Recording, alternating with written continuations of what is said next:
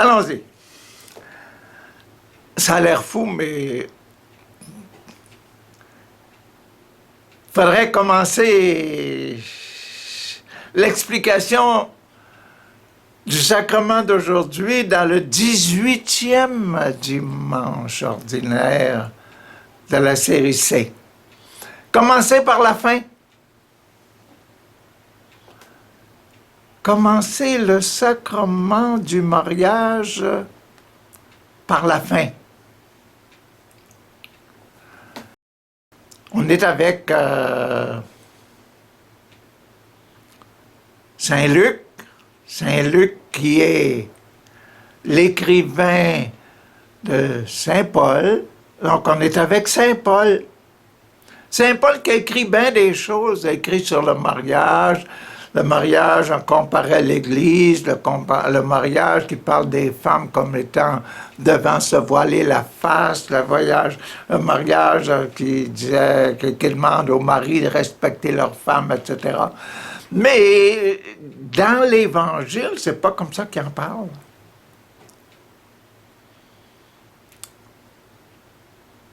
Saint Paul, dans son Évangile, c'est pas comme ça qu'il parle du mariage. Saint Paul, dans son Évangile, parle du mariage comme étant quelque chose de vraiment, vraiment large.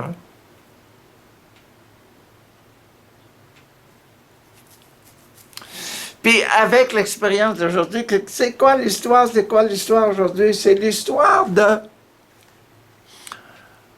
riche imbécile.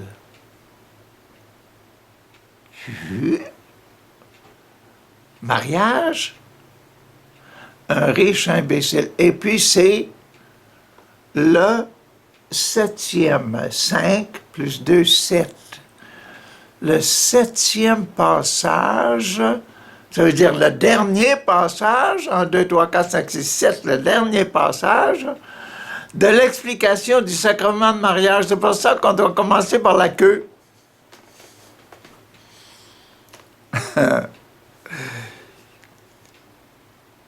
L'Évangile, le Saint-Esprit aujourd'hui, dans la messe d'aujourd'hui, nous demande d'expliquer le mariage en commençant par le passage de la queue, le passage vraiment sur le dernier sacrement de notre liste des sacrements. Et le dernier sacrement des listes de mariage, c'est le mariage par le mariage. Tu vois? Il explique drôlement, hein? Il explique drôlement. Permettez de le lire. En ce temps-là, au milieu de la foule, quelqu'un demande à Jésus, « Maître,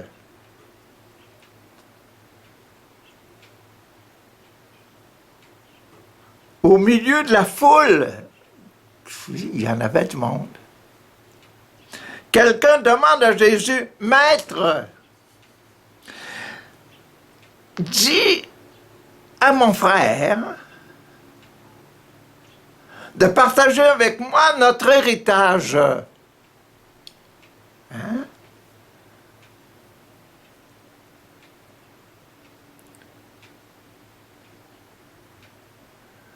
Je pensais qu'elle allait commencer par « Maître, dis à ma femme de faire ci, faire ça, faire ça. » Mais c'est pas ça qu'elle dit.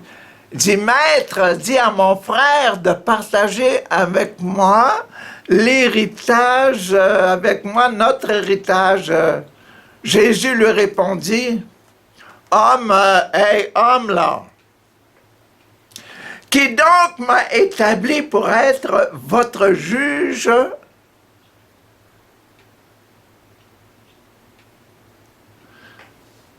Au sujet du mariage, moi, là, Jésus qui est au milieu là, de l'autel et qui parle des sacrements, baptême, Eucharistie, réconciliation, confirmation, extrême-onction, l'ordre dont on parlait la semaine passée, là, dimanche passé, 17e dimanche, avec s'habituer à la prière, l'ordre.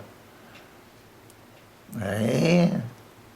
extrême-onction de l'ordre, le mariage. Aujourd'hui, c'est le mariage. Puis on commence par la queue. Jésus lui répondit, « Homme, qui donc m'a établi être votre juge ou votre arbitre dans vos partages? » L'arbitre de vos partages.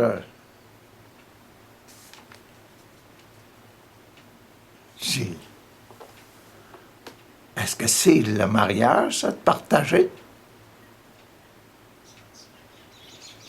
Pourtant, c'est le dernier passage.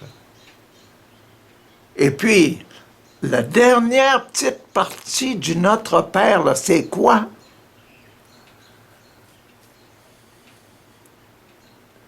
La dernière demande de Notre Père, c'est quoi? Délivre-nous du mal.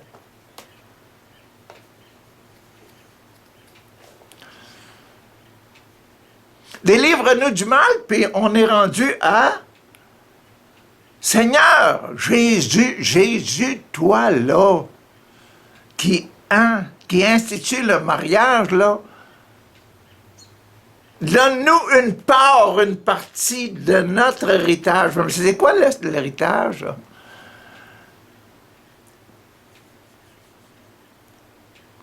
L'héritage que nos parents nous ont donné, que notre Père nous a donné.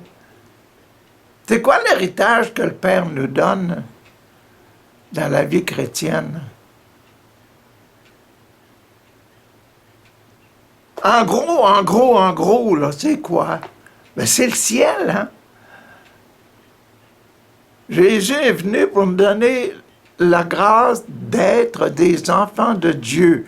Qu'est-ce qu'on hérite? On hérite le ciel. Jésus dit, hey, t'es imbécile. Le titre de cette chose-là, c'est le riche imbécile, le riche innocent. T'es imbécile, nous demander ça, là.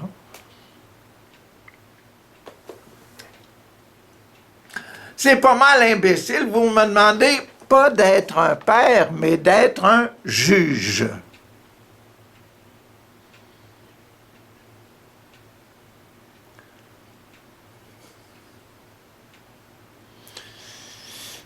Si les juges sur la terre sont là pour séparer les querelles, je comprends. Mais séparer de l'amour, le résultat de l'amour, dis ça, c'est... Parce qu'un héritage, c'est l'amour, hein? Le bon Dieu nous donne le ciel, nous donne d'aller au ciel, parce qu'il nous aime, hein? Ça, c'est pas juste mon idée à moi, ça. C'est l'idée, si on entre dans l'Église, si on s'appelle enfant de Dieu, on doit aller au ciel, notre héritage. Imagine-toi, quand j'arrive au ciel, là, après votre mort, là, après ma mort à moi, là, si j'arrive au ciel, puis je dis, « Hey, Saint-Pierre, là, toi, à la porte, là, dis-moi une petite place au ciel. » Est-ce que c'est ça que va être mon ciel, un petit coin? Non, non, le ciel, c'est pour tout le monde.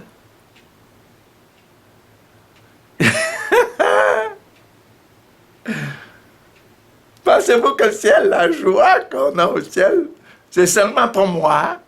Moi. Non, non, la joie est pour tout le monde. Il faut s'attendre à en avoir du monde au ciel. Mais écoutez la suite de ça, c'est intéressant de savoir. C'est intéressant de voir la suite de ça.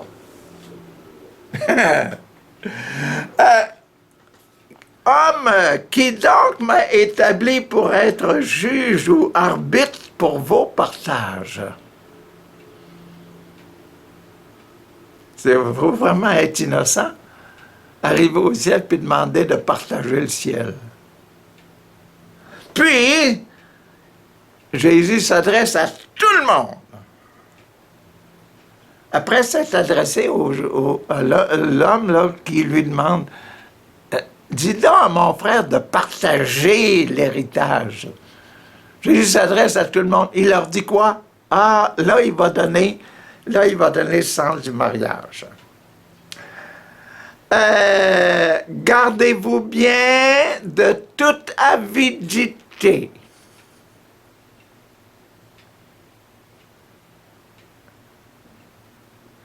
Gardez-vous bien, les avares, gardez-vous bien de toute avidité, car la vie de quelqu'un,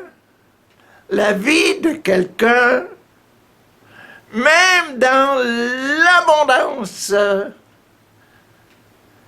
de quelqu'un qui en a beaucoup d'affaires, là, la vie d'un pauvre ou bien la vie d'un riche, là, la vie d'un quelqu'un, même dans l'abondance, ne dépend pas de ce qu'il possède. Ben, tiens, voilà le mariage. La vie de quelqu'un ne dépend pas de ce qu'il possède.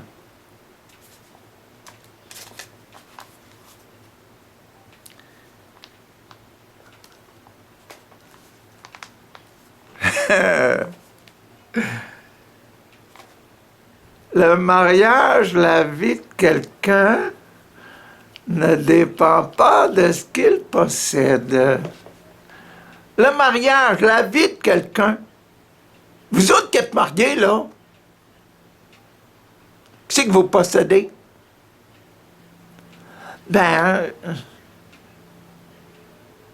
j'ai ma maison, j'ai mon auto, j'ai ma job, j'ai un compte en banque. Hey, t'as pas d'enfant? T'as pas de femme? Ben oui, j'ai tout ça. Mais écoutez. Je dis, allons voir qu'est-ce que c'est. Qu'est-ce que Paul, le grand apôtre Saint Paul, nous dit au sujet du mariage. Et Jésus nous a bien dit, attention là, la vie, la paix, la joie, le bonheur. Ben oui, c'est ça la vie, là. La vie, être heureux. L'amour. C'est beau, hein? La vie, l'amour, la paix, la joie, le bonheur.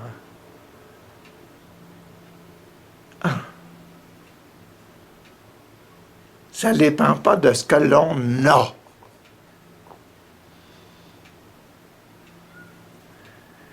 Et il leur dit cette parabole. Il y avait un homme riche dont le domaine avait bien rapporté. Il se demandait, que vais-je faire? Toutes mes chances, toutes mes affaires là, ont tellement bien rapporté. Qu'est-ce que je vais faire?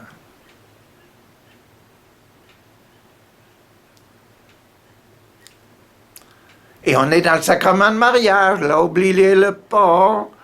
Il avait bien se demandé, que vais-je faire? Car je n'ai pas de place pour mettre tout ça, mettre ma récolte.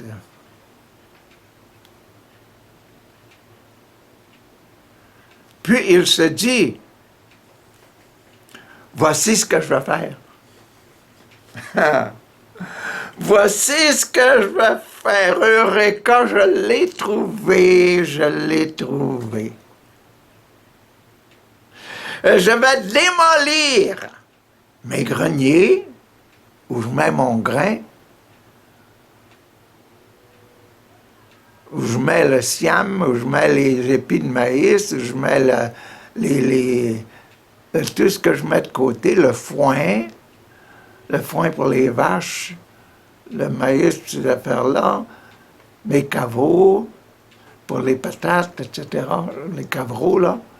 Bon. Je vais démolir tous mes greniers et j'en construirai de plus grands. démolir, reconstruire, et j'y mettrai tout mon blé et tous mes biens. On va avoir la place, en veux-tu? J'en veux là. Je vais être capable de mettre tous mes biens. J'ai oublié quelque chose. Voici ce que je vais faire. Je vais démolir mes greniers. Je mettrai tout mon blé, tous mes biens. Qu'est-ce que tu as? Et Jésus, tantôt, qui nous a dit, attention, attention, attention. Attention quoi? Attention! La vie de quelqu'un, l'amour de quelqu'un, la joie de quelqu'un, la paix de quelqu'un ne dépend pas de ce qu'il a, de ce qu'il possède, de ce qu'il met dans ses greniers. Alors je me dirai à moi-même, quand j'aurai tous ces dépôts, puis de la place en masse, alors je me dirai à moi-même, te voilà donc avec de nombreux biens à ta disposition. Je me dirai à moi-même, Richard, tu as de nombreux biens à ta disposition.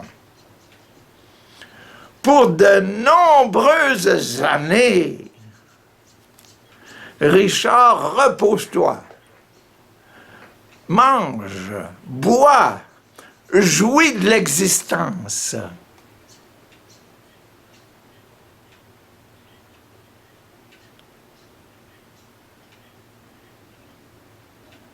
OK, là, répétons ça comme une prière, là. Hein? Richard, te voilà donc avec de nombreux biens, Richard, pour de nombreuses années. Richard, repose-toi. Richard, mange. Richard, jouis de l'existence. Bois et jouis de l'existence. C'est une prière, là. Une prière à qui? C'est pas une prière au bon Dieu, c'est une prière à Richard.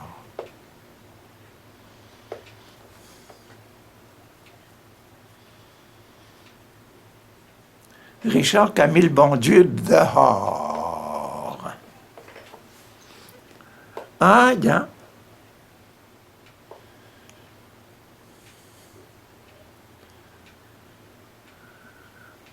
C'est comme tantôt, là, l'homme qui disait à Jésus, là, Jésus, hey, là, veux-tu dire à mon venir là puis partager entre mon frère et moi ce que l'héritage que le papa nous a laissé.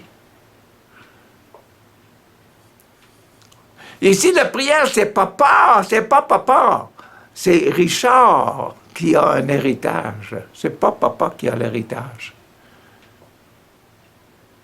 L'héritage là, de Richard, l'héritage est terrestre.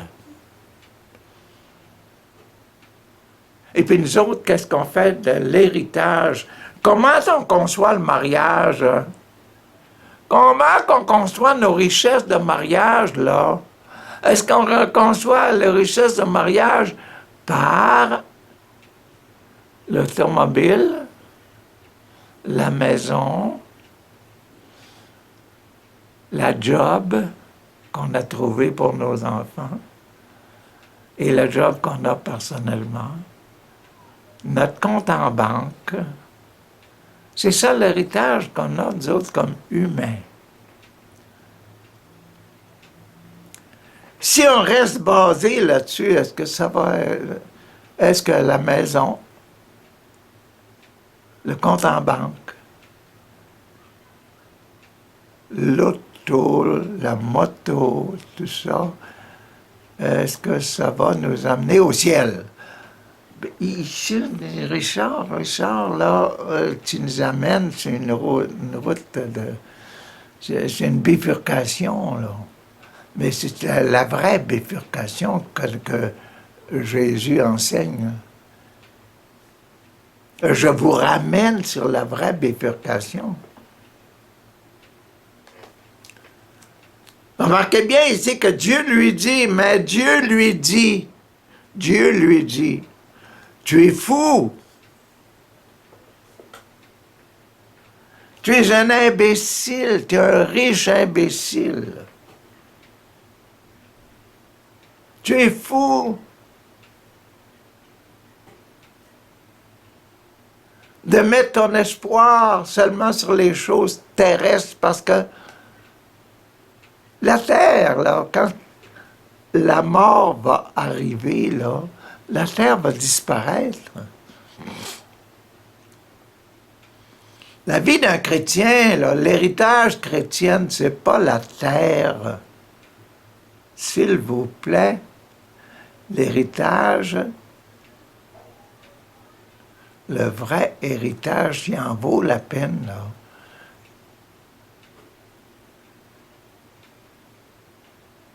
Il faut qu'on s'ajuste. Il faut qu'on s'ajuste.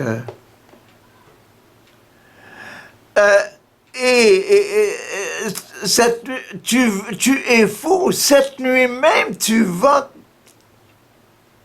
Dieu, cette nuit même, on va te redemander ta vie. Dieu va te redemander ta vie. Ton Père céleste, là, il va te redemander ta vie. Et ce que tu auras accumulé, qui l'aura? Tes richesses sur la terre, là, qui les aura? C'est-tu toi? Richard, vas-tu apporter toutes tes tonnes de blé?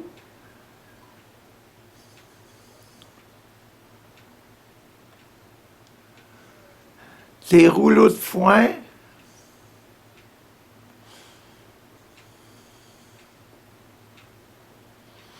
Tes autos, tes carrioles, tes chevaux, tes vaches, tes cochons, tes petites affaires-là, tes poules, les œufs, est-ce que tu vas rapporter tout ça? Non, non, non, au ciel.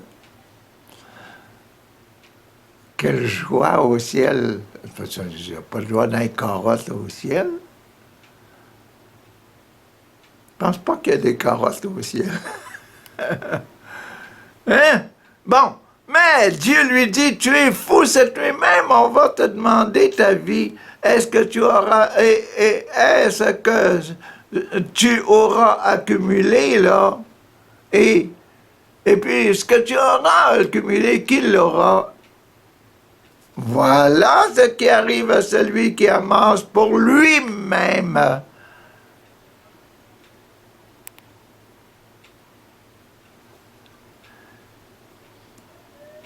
Au lieu d'être riche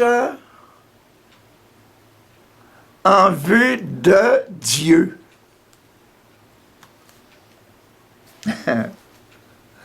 Et ça finit là.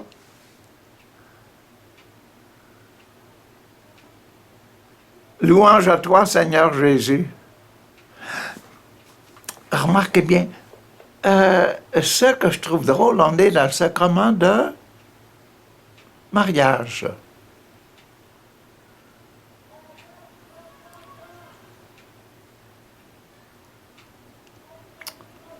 Sacrement de mariage, puis le riche, là, Jésus n'a pas parlé de sa femme, ses enfants.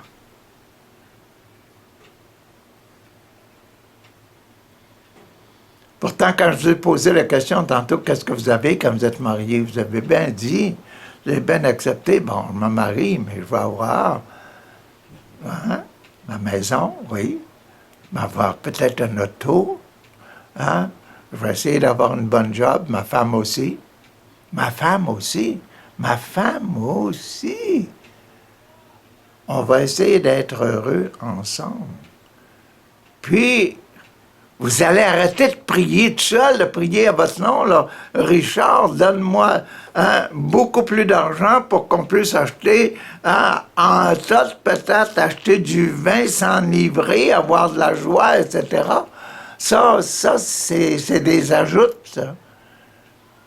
Et puis la partie dont je vous avais dit de parler, la 7e partie du Notre Père, là, le délivre-nous du mal.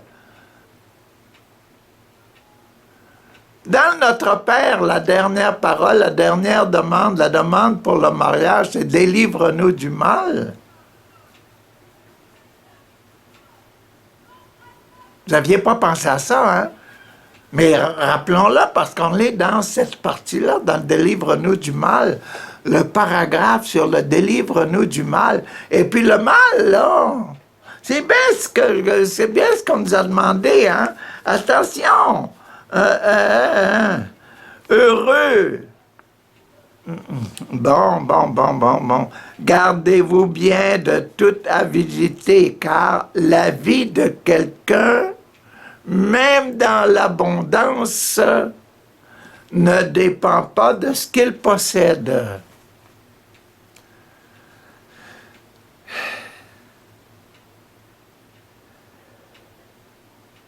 Mais dans le mariage que nous acceptons de vivre, le mariage, c'est un état de vie. Un état de vie tout seul? Non. Le mariage qu'on comprend sur terre, c'est le mariage avec une femme ou avec un homme si je suis une femme. Pour moi, je suis un homme. Mariage avec une femme, avoir des enfants, puis rendre tout le monde heureux. Dans Matthieu, là, dans l'évangile de Saint Matthieu, nous autres, on est aujourd'hui avec Saint Paul. Dans Saint Matthieu, le mariage, là, le 7e sacrement, là, hein? C'est bien le délivre-nous du mal. La béatitude, c'est quoi? 7e béatitude. C'est bien. Bienheureux les artisans de paix. Yeah.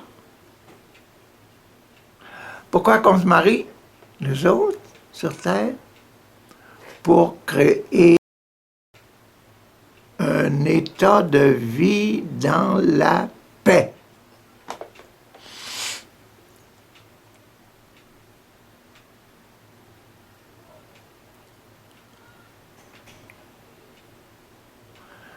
On ne se marie pas avec une caisse de bière, avec des bouteilles puis des bouteilles de whisky puis de gin. Non. C'est ceux qui se marient avec ça,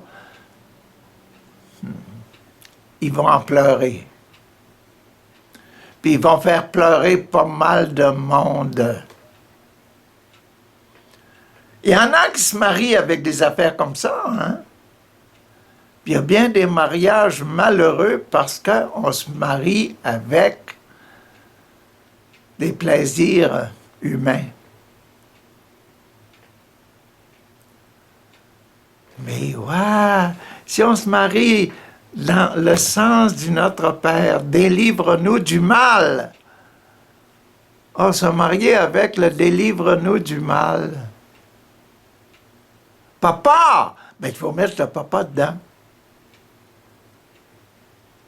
Papa, mon Dieu, là, délivre-nous du mal.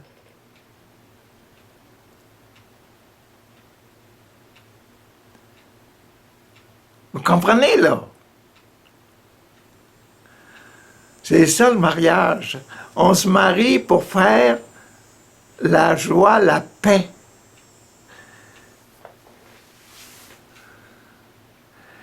Quand Jésus est revenu après sa mort, là, Jésus est sorti de tombeau, il est venu visiter ses apôtres. Qu'est-ce qu'il a dit?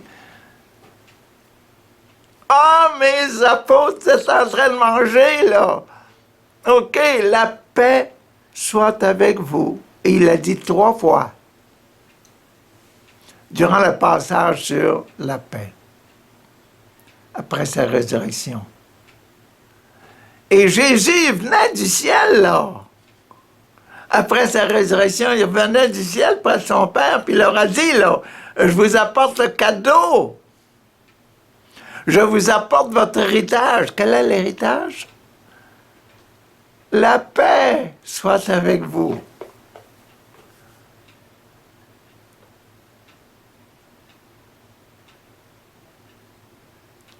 Le mariage, là, dans le chose, tantôt, il dit, papa, Jésus, sois un arbitre, sois un juge, là, puis sépare. Oui, sépare notre héritage, sépare la paix. Non, non, la paix, c'est faite pour être heureux ensemble. Et le mariage, c'est le 7e. Et dans la position du corps, tu commences par la tête. Le 7e, c'est le dernier du bol, c'est les pieds. Les pieds, là, si on veut être heureux, il faut être capable de marcher. Et pour faire marcher le corps qui est l'Église, là, ça en prend des pieds. Pour faire marcher le corps de la famille, il faut que le papa, le pied papa et le pied maman, ils marchent ensemble. Il faut que la paix, pour que la paix marche dans une maison, il faut que la paix soit là. Il ne faut pas séparer la paix.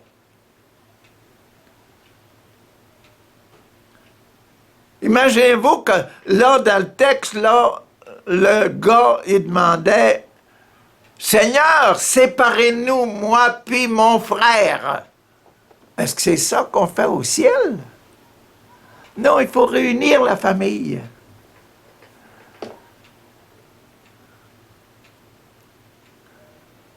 C'est des bonnes choses à penser, hein? Ah ben, je pensais pouvoir vous expliquer toutes ces histoires-là dans Saint-Luc, là. Mais laissez-moi vous dire que le premier des passages, là, dans Saint-Luc, là, au sujet du mariage, là, c'est qu'il nous dit quoi? Il nous dit... Ah, t'achètes pas une lumière, là, une lampe pour la mettre sous un boisseau. Tu achètes une lampe et puis tu la mets sur la table pour qu'elle éclaire tout le monde. L'œil, c'est la flamme, c'est la lumière de ton corps.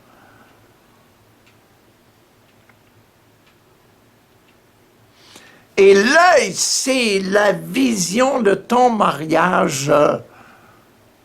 C'est le commencement du mariage.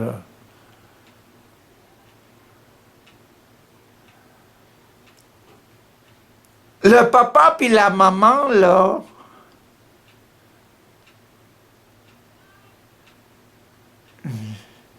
il faut qu'ils regardent énormément alentour eux autres parce qu'ils sont la lumière de la famille, ils sont le feu, ils sont la lumière de la famille.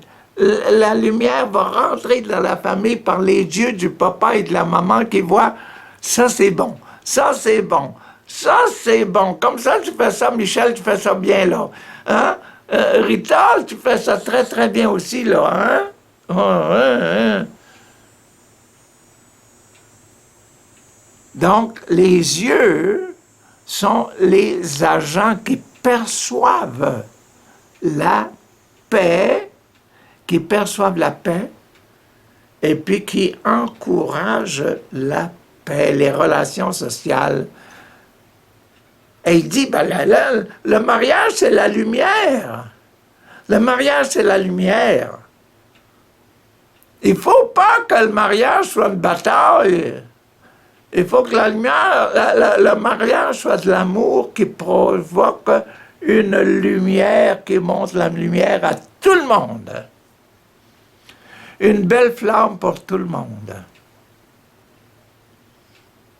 C'est beau, hein? Ça, c'était le premier passage, le passage de la tête. Voyez-vous? Le baptême du mariage. Le mariage, c'est une lumière que l'on porte là. Puis la lumière, il faut que cette lumière-là elle soit présentable à tout le monde. Il faut qu'elle éclaire tout le monde. Hein? Il faut que notre mariage, à nous autres, sur Terre, soit une réussite pour toute la communauté chrétienne, pour toute l'Église. L'Église! L'Église, c'est plus que la petite communauté chrétienne, ma famille à moi. Après ça, la famille élargie qui est la paroisse. Puis après ça, le diocèse. Puis après ça, non, c'est pour le monde entier. C'est pour les catholiques, c'est pour les protestants, c'est pour les orthodoxes, c'est pour les mahométans, c'est pour les... Oui, c'est pour ces gens-là.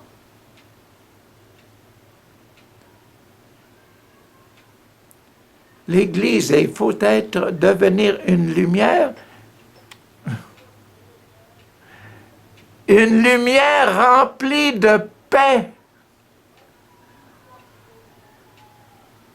et non pas de division, comme le dit le texte d'aujourd'hui.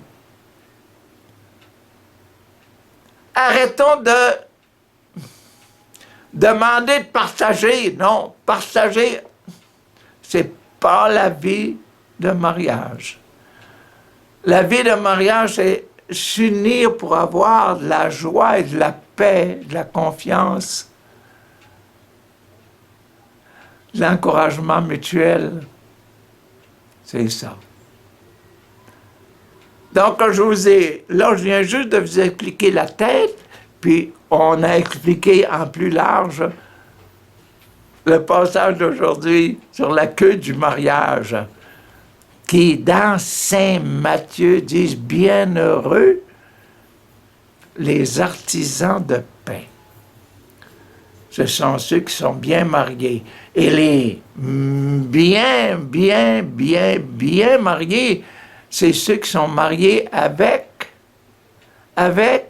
Dieu. On ne met jamais notre papa dehors.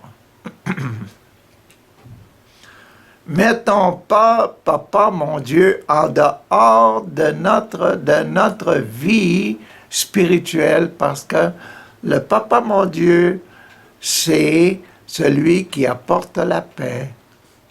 Et c'est la prière qui a enseigné Jésus. Hein? Et la prière qu'a enseignée Jésus, elle finit par le sacrement de mariage. Et puis le sacrement de mariage, l'idée du sacrement de mariage, c'est « Délivre-nous du mal ». Délivre-nous du mal, Seigneur. Bonne semaine!